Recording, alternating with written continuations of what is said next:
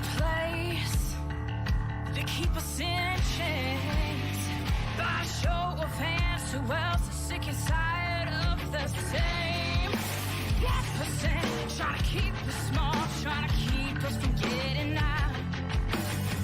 Minimizing the struggles they've caused, saying we're not working hard enough.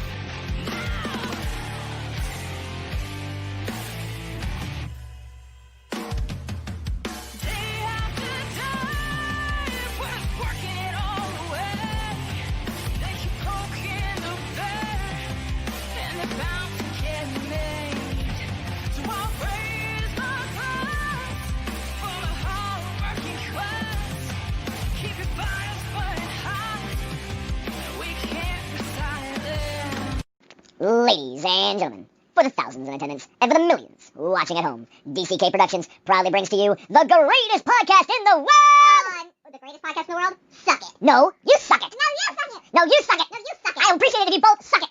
Suck it! We really should stop this fighting. Otherwise we'll miss the fireworks. There won't be any fireworks. And here we go. And welcome everybody to Suck It. I am the great and powerful King of Kings, Prince of all that is awesome. Derek, how the fuck is everybody tonight on this Friday night, September 18th of the year 2020? Closing out another fantastic week on this show. I've had a fellow podcaster on this week and, you know, a bunch of musicians, and closing it out, you know, with another legendary musician as well. So, you know, I could not be more grateful for the awesome week and the awesome things that this show has provided for you guys and for myself. So thank you very much for being here on the top 20, one of the top 25 podcasts in the world, 500,000 people and growing. So thank you very much again for being here. So, y'all want to know who I got tonight? Well, of course you do. You already know who I got because you clicked on the link or whatever else, saw my post, whatever. But I have the legendary guitarist for the Steve Miller Band, Mr. Kenny Lee Lewis, with me. Hey, how are you, sir? I'm doing great. Good. I can't believe it. You got 500,000 people watching you right now. That sounds pretty impressive. Over the course of the next couple of weeks, it will be a total of 500,000, yeah. Ah, okay. Yeah, so it's great. I've been recording guitars all day long with one of the writers that actually wrote Wild Mountain Honey on the Greatest Hits album for Steve Miller. He's here walking out my studio, giving me some work, which is nice since we're not touring. And Yes. So I've been under the headphones all day with a guitar, so I'm kind of deaf. But that's why I had to run up and put my hearing aids on. But, you know, after so many years of, you know, being a guitarist, touring, and stuff like that, it's bound to happen. Yeah. You know, no shame in that game. Yep. Thanks for being patient. Yeah. So thanks for having me on. This is going to be fun. No, it's my pleasure, man. It's, you know, I'm trying my damnedest at 40 years old not to fanboy out right now. So, you know, because I mean, even in, you know, in the 90s when I was 80s and 90s when I was growing up, I mean, you know, the Steve Miller Band and, you know, that classic rock sound from the 70s and 80s, you know, was a huge part of my childhood, you know. Wow. And you know, and you guys were on the forefront of that. So, you know, and you've been around, you know, the Steve Miller Band since 82, and I was born in 81, so, you know, it's in sync with my life, man. That was the very year that I met Steve. He Yeah. was calling looking for material in around September of 81. When's your birthday? April 9th. Okay, so you're already a Bambino, a mere Bambino. But when we got the call, was co-writing with Gary Malaber, his drummer that had played on all his hits. And we had been going for a record deal of our own after doing a couple of records with a guy named Gerard McMahon. And we had about 8 songs in the studio, and that's when Steve called looking for material, and that was right in 81. Wow, that's amazing. And then you've been with him except for a short period of time, you've been with him ever since. So yeah, you know, I'm off and on. I mean, he had some breaks too. I mean, there was a break between 87 and 93 that I took to raise my first kid, and he was kind of out trying to promote a jazz record that he had done with a different band, and it never really took off, the record that is. But the greatest hits CD that I just mentioned exploded as a compact disc. If you remember, when those came out, it was like a big deal. It was, yeah. So everybody started buying records again on compact disc. So he had great sales, and then he had younger people like yourself that were becoming fans, and he had a whole new audience to play to. So that was kind of cool. So I came back in '93, and I've been with him ever since. Wow. Again, because I was with him from '81 to '87, and then from '93 on. That's just amazing to me. I mean, anytime I talk to, a legendary, or someone's been in the business for as long as you have, it just, astounds me because that business is so cutthroat. And it is so, it is so fly by night with some of these artists, and to have any longevity, these days, is difficult. So, talking to somebody that's been around it since, before I was born is, again, it's a huge compliment because it's just, everybody, will, not a lot of people can't handle it, and they just go away from it. Well, a lot of the surviving I did was not on stage. I mean, I had to get into the other aspects of the music business too. I got into designing and training on different guitar and amplifiers. I worked for different, manufacturers. I even worked for Guitar Center, and we became a manager in Hollywood with Dave Weiderman, who did the, the rock walk there and everything. I mean, I've done a little bit of everything, and you just keep moving on because you can't necessarily depend on the income that you make from your art to buy the bacon and take care of your kids and pay the rent. So you got to do just about every aspect, and which I did. And of course I taught too. I taught lessons, and you do whatever you got to do to survive. And so I always highly recommend to everybody just learn every angle of the music business if you're going to go into it, including publishing and singing. That's another part a lot of people forget about. Yeah. I mean, especially these days, because it's so hard to make money in the business. I've said it till I'm blue in my face. But like, Spotify, if you have 1 million downloads, you're only making $5,000, and that's 1% to 2% that's hitting that. And so you're making money on touring. So if you're not touring like we are right now, what else are you doing? And there's so many avenues that you can take. So it's all about keeping your horizons open. Yeah, I'm not very good with the tech thing, and I'm not really good with the internet thing, but I'm learning, and I'm hiring a younger guy to come over and train me, and he's been helping me get my YouTube channel together, which I'm just about ready to relaunch. I have a YouTube channel now, Kenny Lee Lewis on YouTube, and I got, probably about 75 subscribers or something. I've never really worked it, so now I'm going to start, doing a lot of masterclass teaching performances, even cooking things and luthier, installing pickups and philosophy and, you name it, fishing. Talk about fishing. So I'm just going to have to start my own TV network while we're waiting to go back on the road and just kind of reinvent myself. But I need training because, I'm not really savvy at it. Yeah, it's not easy. I mean, I do it full time for a living, and I still struggle with it sometimes, So I hear you. So sounds like great. You got a nice big following. I'm really happy for you. Yeah, I mean the following, which I still find strange, and I don't understand it, and maybe I just will never want to understand it. Is my YouTube following when I'm live is not very big at all, but yet the podcast itself is a lot more popular, and I don't understand why they don't click together. Maybe it's because it's sometimes I go an hour and a half, 2 hours, and nobody wants to sit on their phone or watch YouTube for that long on the same channel. But they'll listen to it in their car on the way to work and come home, and that's all I really care about. That's good. Yeah, I mean, the YouTube audience is really, really hard to capture, and it's really, really hard to finagle that. And if you can find a clear path with that, that's fantastic. Yeah. But I had to branch out. That's great. Well, I'm glad you did. Well, I appreciate that, that compliment there. So let's talk about you for a second here. So you guys are hoping to go back on the road. I mean, with everything that's been going on, I'm here in 2022 for some of these things. What are you guys hoping for? Well, the boss is not seeing next year as a viable year. For whatever reason, he's being very pessimistic. He doesn't really see the vaccine coming very soon. Anything that he would take, that is. He's talking more like 2023.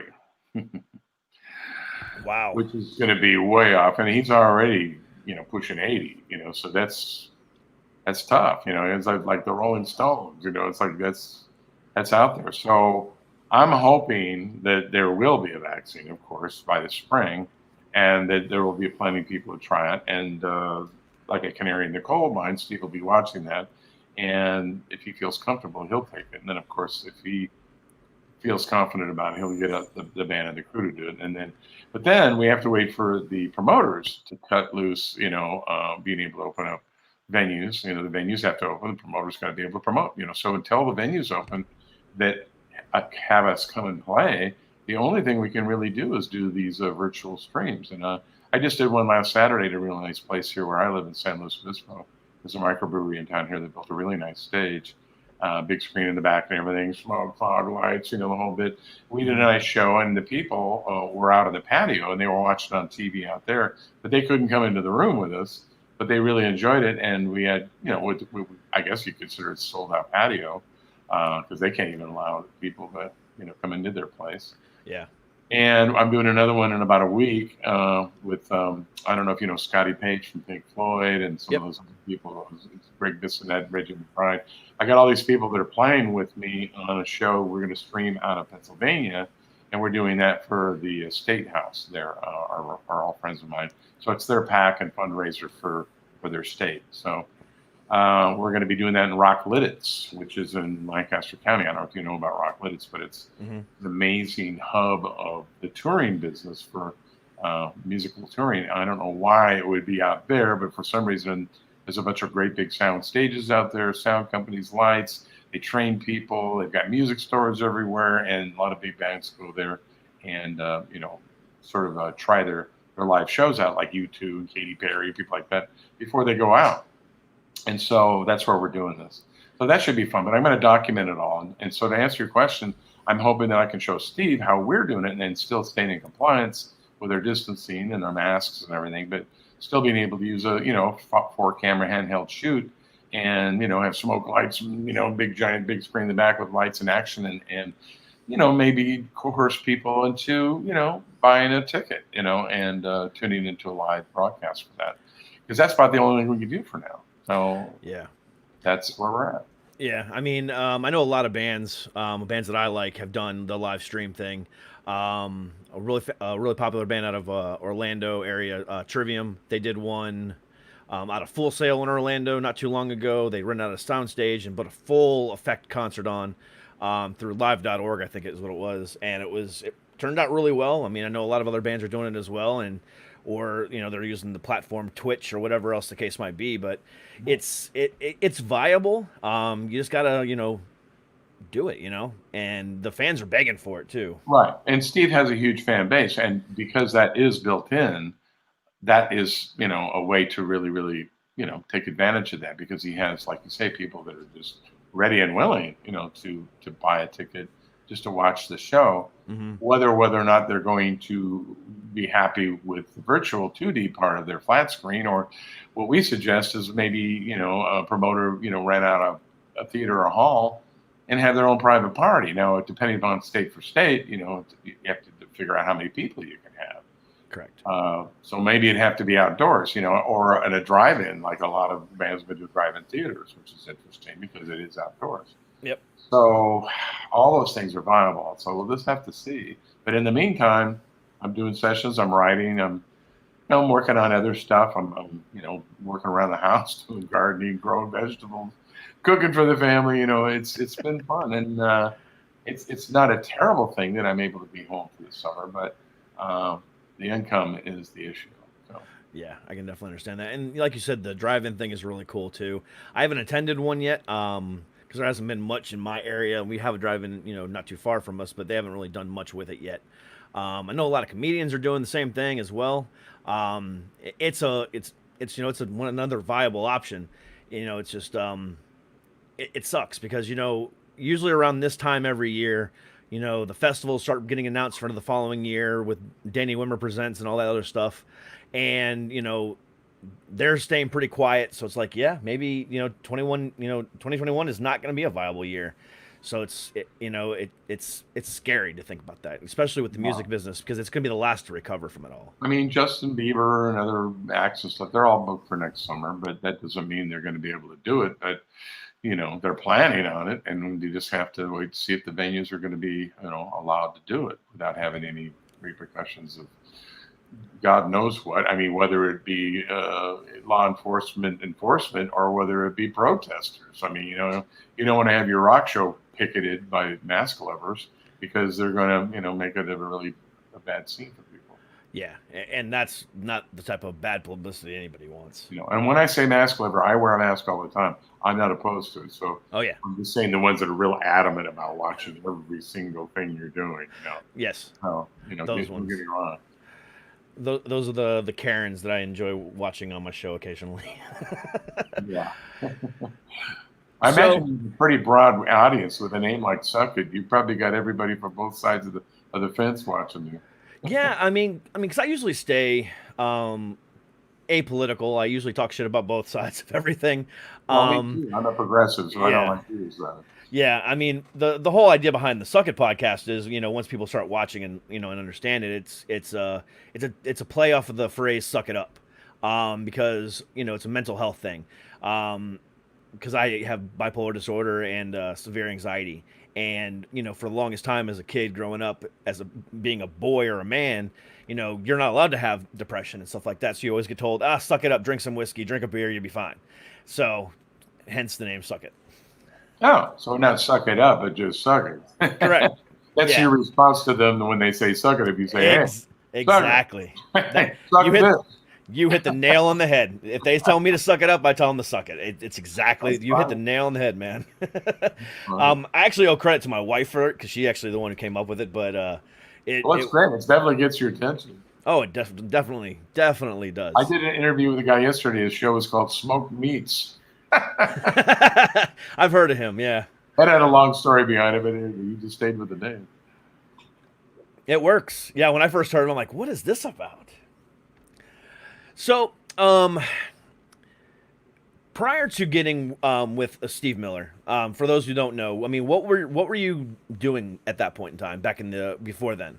Well, I moved from Sacramento down to LA in 1973 because I had a family that I had done some music with in Sacramento who had some brothers that were doing very well in Los Angeles as studio musicians and engineers. And so they sort of brought me in, and I went down there and I wanted to become a studio musician because I did read. I played in the college, stage band, but I was always in psychedelic blues bands and everything because I grew up, an hour from San Francisco during the hippie days and Fillmore and all that stuff. So I had that, and then I had the reading thing. And then I just liked the whole idea of going into a different place every day and recording some different music for different clients. And I just thought it would be really fun. They had a really strong union back in those days. The benefits were pretty good. So I moved down there to be a studio musician. So I did achieve that. And so I was doing very well with that at the time when Steve called looking for material in 1981, as I had mentioned earlier. And I'd already had 3 record deals at that time, and none of them had done anything. And we had about 8 songs in the can that Gary and I and a guy named John had written. And also Lonnie Turner was involved on some of those songs.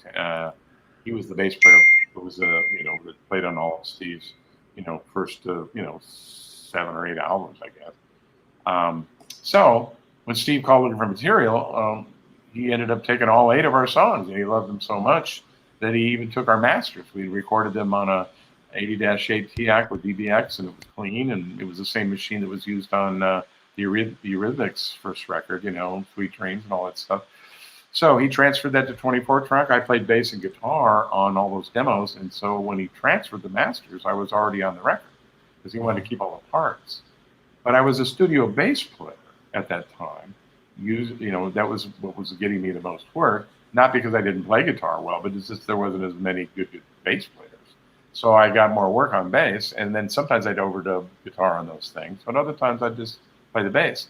So I really didn't know when he invited me to join the band and we were doing the album cover photo shoot for the Abracadabra album, I thought I was going to be the bass player. So it's pretty funny. I get there and I meet this black guy who I hadn't seen through all the sessions at Capitol we were doing. And I said, what's your name? He goes, my name's Gerald. And I said, well, are you like a percussionist or something? Because, I thought I was the bass player. He goes, no, buddy boy, I'm the bass player. And I went like, really? So Steve's getting his makeup on, he's got his eyes closed and everything. And I just met the guy. I had not been a couple months before. And I go, Steve, what am I playing in this band? And he went like, oh, you're going to be a guitar player. And I went like, really? I said, okay. I said, I don't have much gear. I'm not really prepared to go out on the road playing guitar. He goes, don't worry about it. We'll get you a bunch of gear. And sure enough, he did. And then he put me on guitar. So that was pretty interesting how that all went down. But I was a studio bass player prior, and I was a double scale guy, and I was working on a lot of stuff. I was doing like, Rocky movie soundtracks and commercials and playing on, Eddie Money records and, B.B. King, Denise Williams. I played some Dusty Springfield stuff. All kinds of different stuff at that time. Was a lot of pop music, not a lot of rock guys. Maybe Dave Mason I did some stuff for, but it was, and Billy Burnett, who later got in Fleetwood Mac. I was playing with him live and recording with him, so I was doing a lot of different stuff back then. But when Steve came along, it was primarily a studio bass player. That's awesome. The whole idea of the studio musician, is fascinating to me. I talked to Leland the other day. Yeah. And, he's just got a, storied career like yourself does. Oh, I know. But, being in a band for 40 years, 50 years, you say, for instance, like him, being on a band, if you're in a band for 50 years, like Rolling Stones, you can only make so many albums.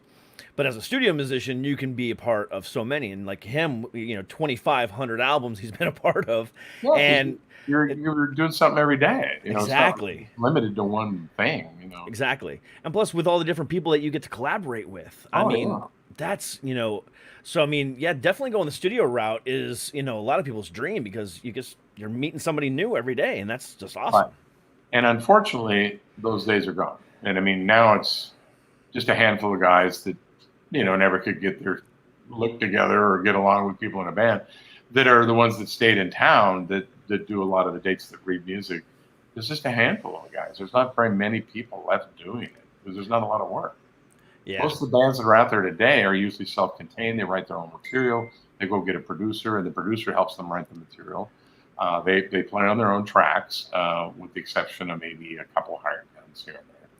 But, most of them, are playing on their own stuff because the demand to have such an excellent rhythm section, on the tracks and everything, it's not such a big deal anymore.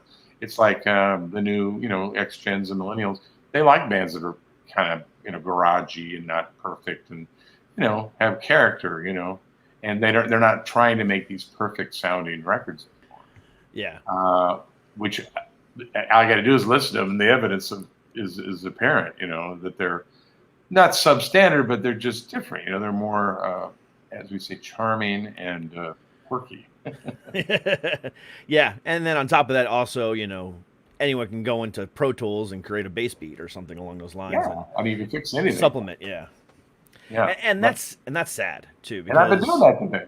I've actually been fixing a bunch of stuff today on Pro Tools, but it's not like we're not cutting live. I mean, we're doing live tracks. I mean, it's not like we're just manufacturing stuff with a keyboard. Yeah. But we're I'm using Pro Tools. Hey, look, technology is what it is. I mean, if it makes it work and it makes more money for you, you just got to do it.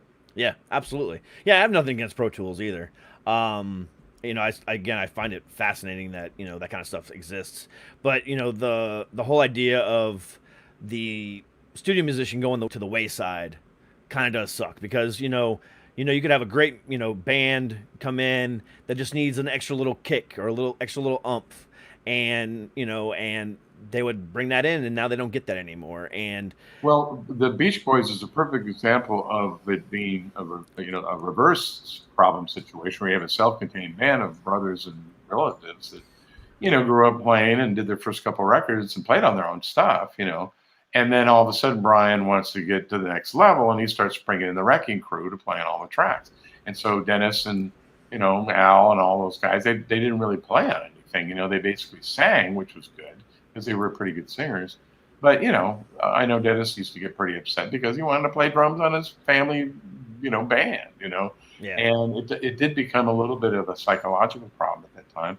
But they sure made some great records, and they made money, and it supported their tours. And I think after a while, they finally realized that it was well worth the sacrifice to let a studio guy come in and just cut a track real quick. Yeah, I mean, even at one point, the Beach Boys brought in John Stamos to play drums for him. Yeah, I actually played bass on some Beach Boys stuff. They were redoing the first 3 albums because they'd lost the masters at Capitol Records. All they had were mixes, and they wanted to kind of spruce them up for new digital FM broadcast, blah, blah, blah, and CD. And the bass wasn't very loud because they were mixed for like small speakers in cars. So they wanted to have a little more bass response. And so I had to go in with my P bass, which was pretty much the same year as Brian's, and go in and ghost his parts. And they just took the mix and had me play bass over the top of it. And they just sort of mixed me in and made masters like that. But I was sworn to secrecy on those sessions for quite a few years, and because of course the content of the band and whatnot. And it was a couple of years ago on the Bob Lefsis, I actually started talking about that. And some guy at Capitol who was like one of the archive guys goes, "No, you never did that. You never played any Beach Boys stuff. I had the masters. I never heard any Beach Boys." I said, "Look, I was there. I got a double scale session. I was there with the producer, John Palladino. So don't call me a liar. I played bass on Beach Boys records." That's pretty funny. Yeah, especially in that band, because there was a lot of hostility in that band for a long time. Yeah. So, then you got picked up by Steve, and from 82 or 81 to 87, Yep. you guys were pretty much everywhere.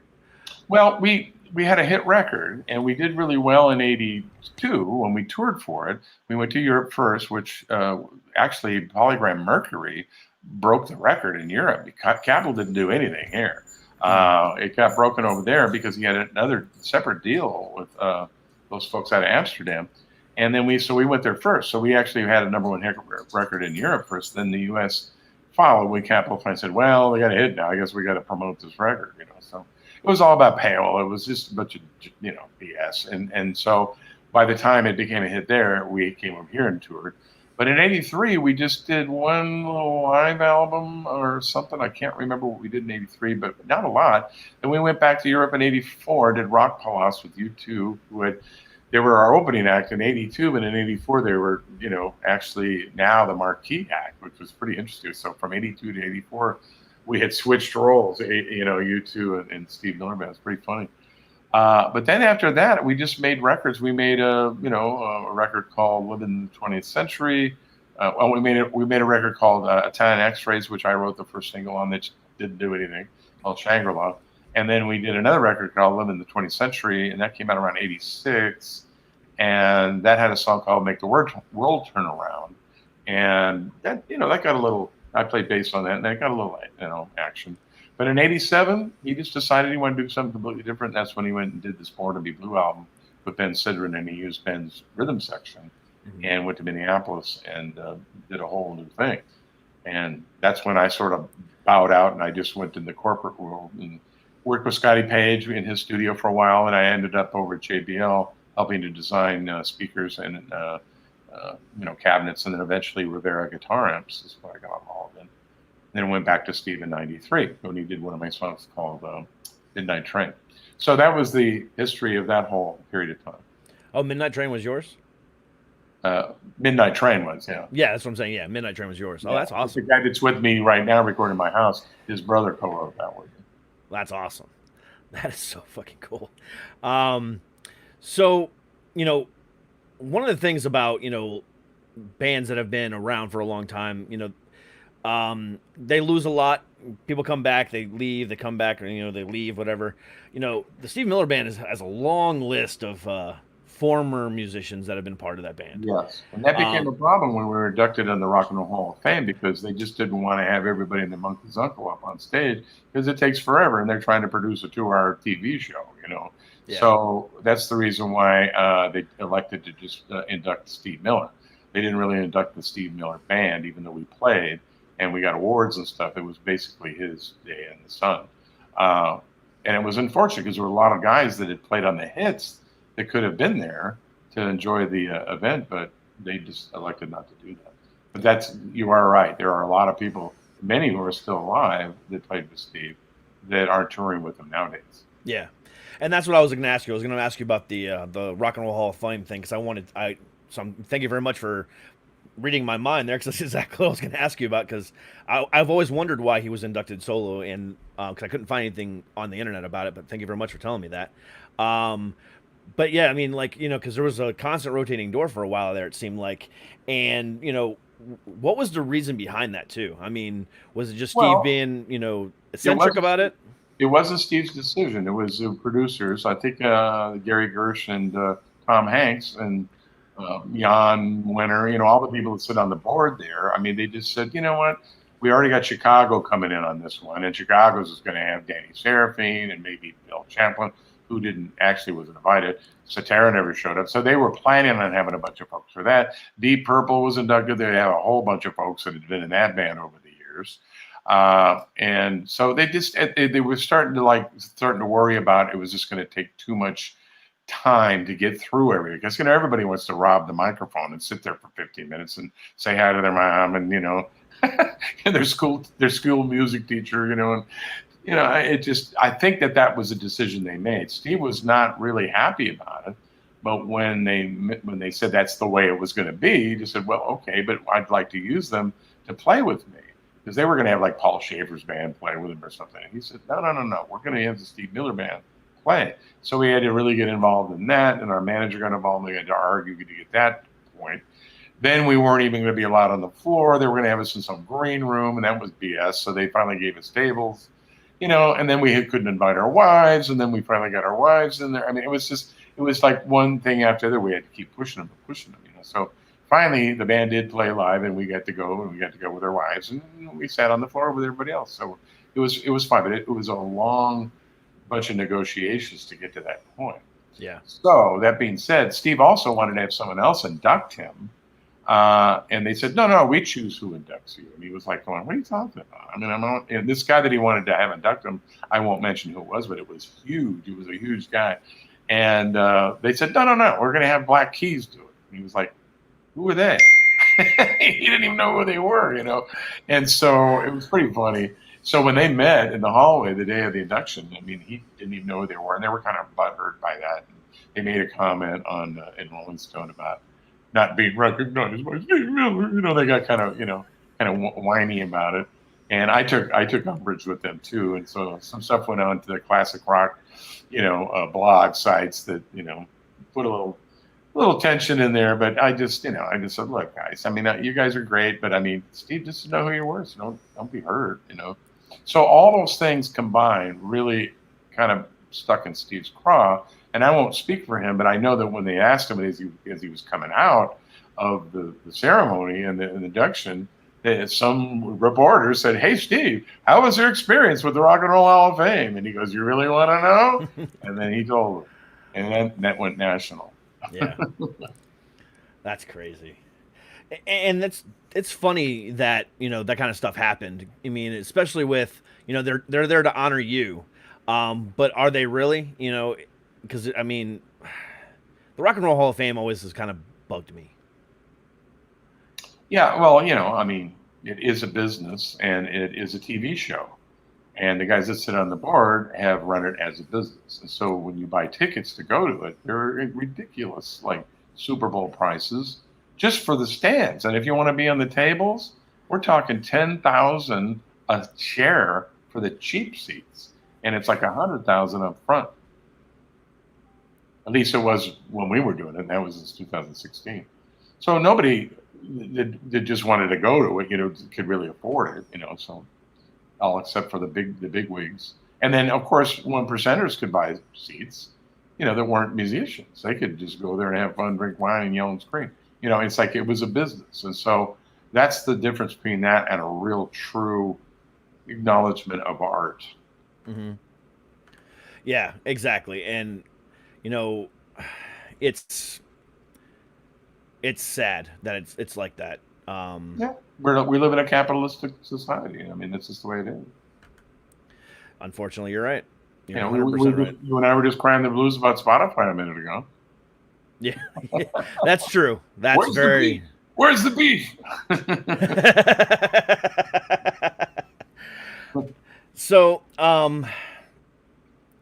you know, I've always wondered this, in a situation like that, to where, specifically towards you, you came in after, some of the bigger hits that have dropped, like, Joker and, Fly Out Like an Eagle and stuff like that. When you were up on stage playing those songs, that you weren't a part of at the time, what kind of goes through your head when that kind of stuff happens when you're up there playing those songs? Well, I'm first of all, I'm very grateful to be, associated with Steve. He was an iconic kind of a star guy when I was a kid. His first 5 albums were, a large part of my life. Of course, when he came out with the Joker, I was kind of like, really? I mean, it's like, it wasn't like bluesy, it wasn't psychedelic. It was just a pop song, but boy, what a pop song. So now when I'm up there, I don't take it for granted because it really has touched a lot of people. And when you see 40,000 people just completely swooning over a song, it has an amazing effect on you in terms of just being grateful to be rubbing elbows with that greatness and that level of art. So, it's kind of a dream come true. It's one of those gigs that you can't really train anybody or teach them how to get a gig like that. It's just a lottery thing. It's like the slot machine in Vegas. You just never know. Yeah. Like I said, he was looking for material. We had it. We met as peers. When I met Steve, he needed my help. He needed my songs. He needed my production assistance, and he needed my guitar parts. So we met as peers. So that was kind of cool. Yeah. Although when I was about 13, and this is a true story, I went to a show to see him, and I think I smoked my first doob in the Sacramento Memorial Auditorium. And I looked at him up on stage, and I thought I got eye contact with him, which of course is ridiculous. And I pointed at him, and I said, one of these days I'm going to work with you. And like I had this feeling like I connected with him, which is really silly. But when we were in Capitol mixing that record, that Abracadabra record, at one point we were sitting there in the studio, and I saw him at the board, and he was moving the faders, and I thought, and I remembered that. It just came back to me and went, oh yeah, that night. Oh my God. It was like, it actually came true. It was weird. I hadn't even thinking about it while I was working with him because it was, like I said, we were just peers. I had a good career as a studio musician. I did not need to be in his band to be doing well in the music business. But in hindsight, I'm glad I did because, like we talked about earlier, the studio musician thing sort of dried up. And even though the pandemic came along, prior to the pandemic, we've been doing good business every year. I mean, we had just a couple of years ago with Peter Frampton, 2 years in a row. We were, rocking good numbers, And then last year of Marty Stewart, still did good numbers. So we're still doing fine live, and we're grateful for that. But like you said, this pandemic thing has just knocked us on our heels. Yeah. Not to make a right turn or completely just stop our conversation dead in a halt, but I just got an interesting message from one of my producers. Just announced Ruth Bader Ginsburg died. Yeah, I knew that before I came on. Yeah, I must have missed that. Yeah, show prep ready. It's really, I didn't want to bring it up because I didn't know whether you wanted that on your show or not. But yeah, it looks like Handmaid's Tale is right around the corner. Unfortunately, yeah. She was. I mean, controversial, yes, but iconic even more. So I mean, she was, all about the women's rights and a lot of different things, and she was a good woman, and it's sad to see her pass at 87 years old. Yeah, I mean, she did good. She hung in there as long as she could. Yeah, she did. We're very grateful for her, but I mean, now it's even more important to get out the vote, because it could go really bad. But there's the negative part is even before the election, they may start the process. They have to put somebody in her place right now. Yeah. And it's like, gosh, I mean, what's going to happen with this administration. That's why I mentioned Handmaid's Tale. I'm getting ready to put on my little white, bonnet. Yeah. But we'll see. I don't want to be negative, but I mean, I know where these folks are headed. Yeah, and when I'm talking to a musician like yourself, I try not to get political in any which way. But with her, like I said, she's just so iconic and legendary in her own right. I would be remiss not to bring it up. So Yeah. Well, God bless Ruth Yeah. Gates Bader, and thank you for your service to the nation. Yeah, absolutely. Absolutely. That just sucks. But anyway, back to the conversation at hand here. So I mean, you know, I can't stress enough. I mean, the amount of impact that, your guys' songs have had on the world is crazy. I mean, you can't go to a bar and hear a cover band play, without them playing Joker, or they're and it's or one of the many songs that you guys have done over the years, and it's just one of those things where and I've said it before and I'll say it again. Music is unity. It's unifying. There's certain songs that you can go anywhere in the world and everybody in the place will know that song. Whether it's Journey, whether it's Living on a Prayer, or Joker, or Fly Like an Eagle, or the countless songs that are out there that are just everybody, regardless of race, creed, religion, whatever, just knows. And for you to be part of that has got to bring a feeling to you that you can't describe, right? Yeah, like I said, it's a lotto gig. You just never know, and you can't train. People can't tell your students how to get a gig like this. It just happens, and it's like, and at one point, I was thinking, like, why did I give up my studio career and do this thing? He's not even touring. It's like, not even making any records. There was like moments where I was just like regretting having done it. But in hindsight, over a long period of time, it really was the right choice. And it was like, I don't take it for granted at all now, because it's just like you say, it's become an American pastime, if not a global pastime. With his catalog. It's all about the catalog with Steve. He's not a big movie star, facial feature, front cover magazine type of guy. He could actually walk through the venue before we play, and people won't even know who he is. A lot of folks don't know who he is by sight. Yeah. So, and he likes it that way because he can have autonomy and he can be safe, and he doesn't have to worry about getting jacked in the alley. It's like he could go into a mall and people just leave him alone.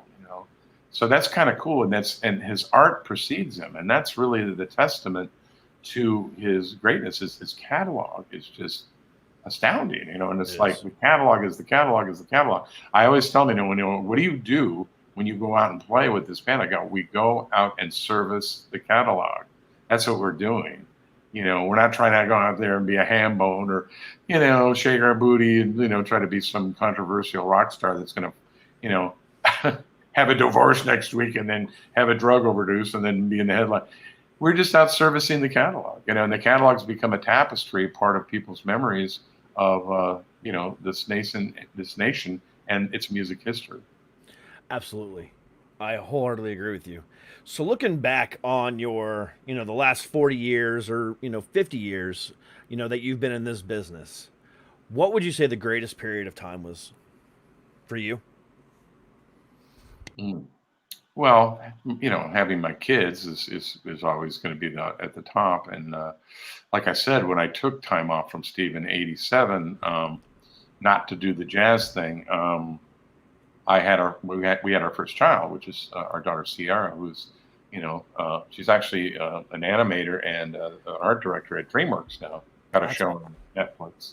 Wow. Archibald's Next Big Thing. It's a kid's show, but it's really good. And we're really, really proud of her. But I took a lot of time with her when she was really young, helping her, with her dreams and her fantasy stuff and drawing and art and stuff. I really put a lot of time into that to make sure that she took that with her. And thank goodness, because she actually excelled at arts, not just because of it, but it was because just the way she was wired.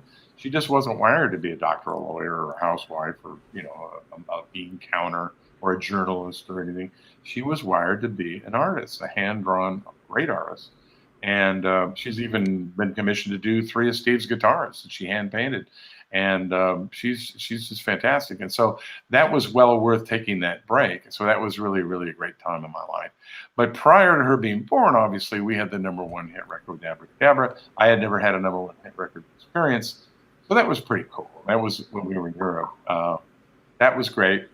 But I've also had some really great experiences, working with different artists on different projects and benefits and things. I just was asked to. I have a Native American ancestry way back, so, and I have Mohawk in me.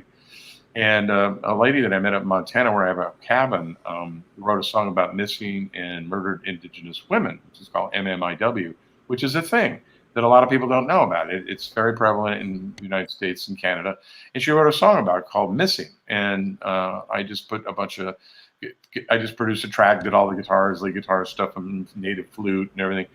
And we're getting ready to have a video made of that. And that's something that I'm going to be able to leave behind, for not only my kids who are also part Native American, but, for, the people who were the original stewards of this country before we came here and started, fucking it all up. Pardon my French, but I mean, we're trying to be better now, but I mean, unfortunately, the progressives that I wanted to be in the White House that would have helped Native Americans are not there right now. So we're going to try to see if we can change that. But that gives me great pleasure. And then also I've done a couple PSA videos about voting in general that are not nonpartisan. They're just, getting out the vote, blah, blah, blah. So I had a couple of those, and I've been inducted in Pennsylvania, where my mother's from, and I was a legacy to my mother's family there. And that's who we're playing for next week. Scotty Page and I, and Greg Bissonette, and Reggie McBride, and Rob Arthur. We've got Joseph Wooten, we've got Jacob Peterson, and it's going to be fun. And we're actually working for some people there in the State House. And so I have a connection there that goes way back, because my family had a newspaper there during the turn of the last century, and they were prohibitionists of all things, which is kind of interesting. So all those little family and little personal things that are tied into me and with my art are just every bit as important to me as, having a hit with Steve and being on stage when 40, 50,000 people are screaming for the Joker. That's pretty nice, because I was a Steve Miller fan. I mean, it's kind of like I've transported myself from being the fanboy to being in the rhythm section. It's like it was a long journey. And so I don't take that for granted, no doubt. But there's other things too that are the best parts of my life. I hope I didn't get too broad there, because I know you wanted like a that's exactly what I wanted. Because I mean, this show, isn't about always about just in front of the curtain. It's behind the curtain too. Right. So for you to mention it that way is better than any other answer I could have gotten. Because because you're 100% right. Back in 2004 or 5, when I wrestled my first wrestling match, in front of 500 people, it wasn't the fact that oh crap, I'm was trained by one of the greatest wrestlers of all time. It wasn't the fact that I'm wrestling in front of 500 people my first time. No, it was my daughter and my wife was up in the crowd watching this happen, and dealing with the last year of my life of driving back and forth, because we lived in Orlando at the time, driving back and forth to Ocala 4 times a week to go get beat up by Dory Funk Jr. And so I feel that, that's, or the first time I ever did comedy, having my wife just almost piss herself from laughing so hard. That it wasn't about the people. It was about my wife being there and laughing. And so trust me, that is a fantastic answer, because it's the truth. Yep.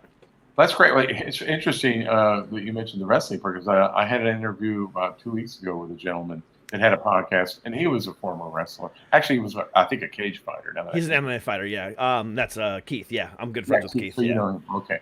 So that was interesting. But he was really cool too. It was fun. I've had some really interesting interviews, and once again, I want to thank Eileen Shapiro. Is it Shapiro? Right. Shapiro, yeah.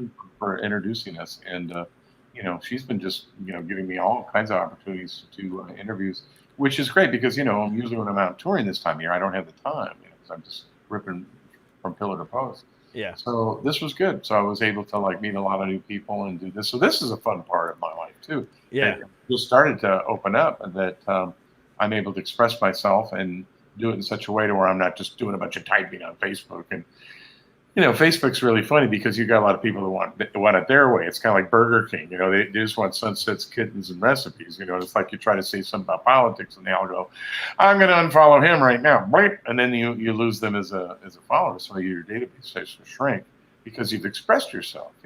Yep. And this gives me the opportunity to express myself, not feeling like I have to worry about offending somebody. Because it's your show, it's not mine. Yeah, and they do want it their way. Again, it's about kittens and food and memes. If I post, I have 13,000 people on my Instagram. If I post something about the show that I'm doing for the night, just letting everybody know, hey, I have this guest on, I barely get a reaction. But I post a funny, dirty joke in a meme form, people blow it up, and it goes viral. And it's like, I'm not a meme guy. I'm a podcast host. I'm a stand-up comedian. Can we enjoy the content that I produce, not just ripping off some meme and just posting it on here? I mean, it's weird. You want to say hi? This is my daughter Kendra. She's also an artist and a musician, and she's doing a little bit too. That's Derek. His show is called Suck It. So you can say now that you've been on Suck It. Oh, okay. That's. You tell you all your friends. Yeah.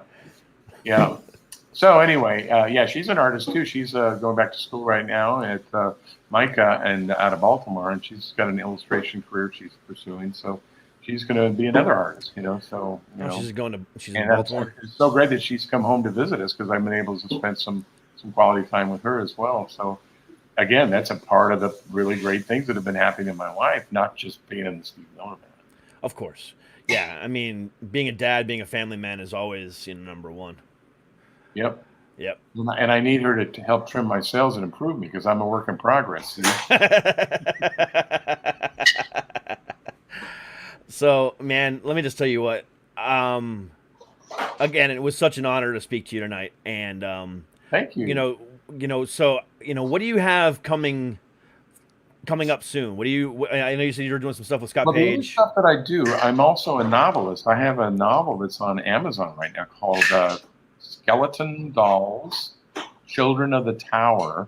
And it's kind of a Dan Brown, Stephen King kind of a thing. I've had it up for a couple of years now. I self-published it. It's doing very well. It gets great reviews. So if anybody wants to buy that, it's on Kindle and hard copy.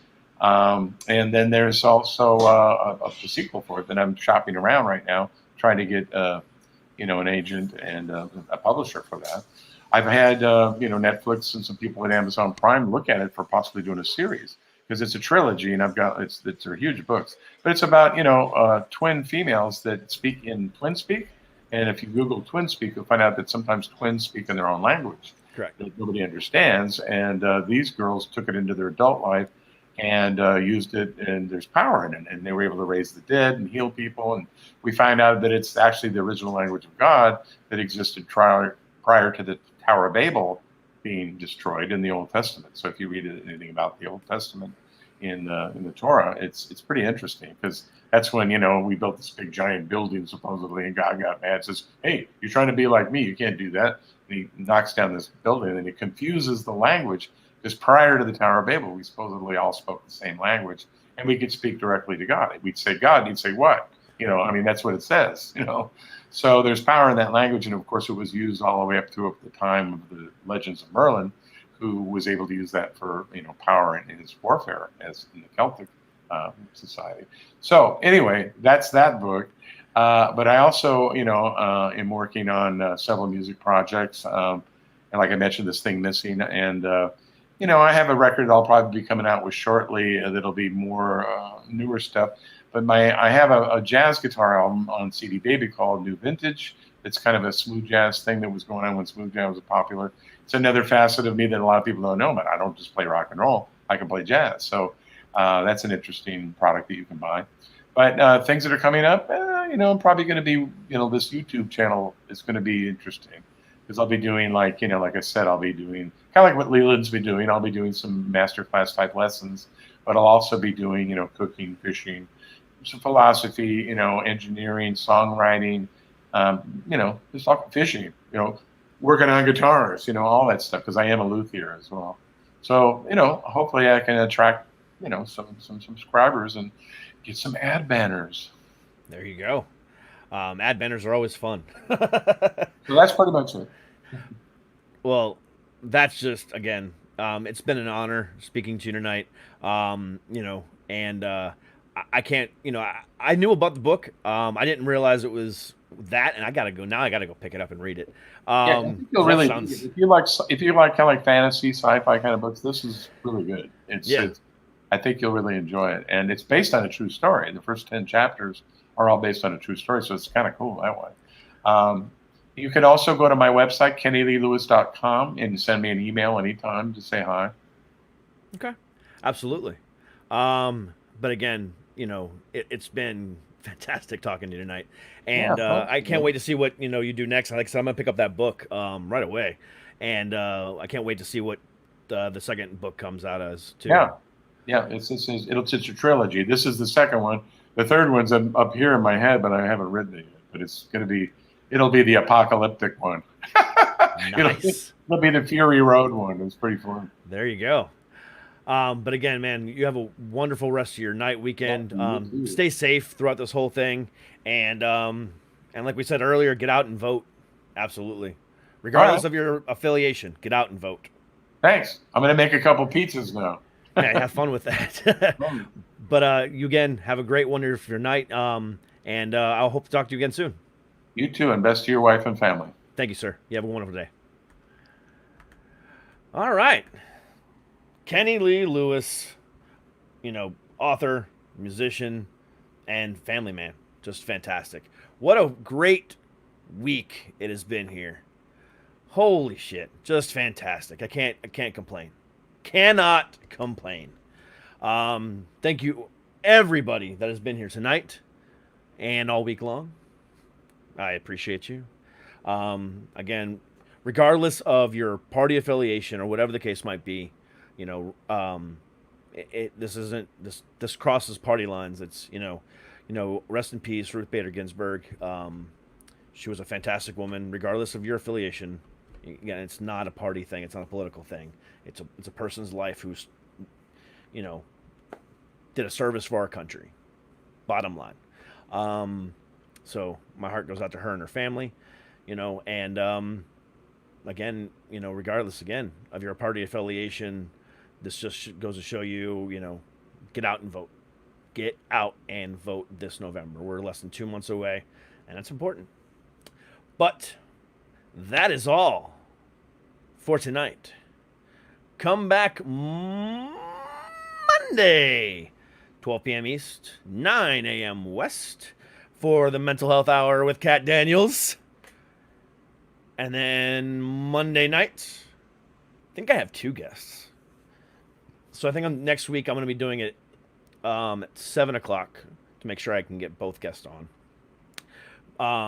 But next week is filled crazy. And I'll announce it over the weekend. But until Monday, stay safe, stay healthy, and as always, stay fucking heavy. We'll see you Monday.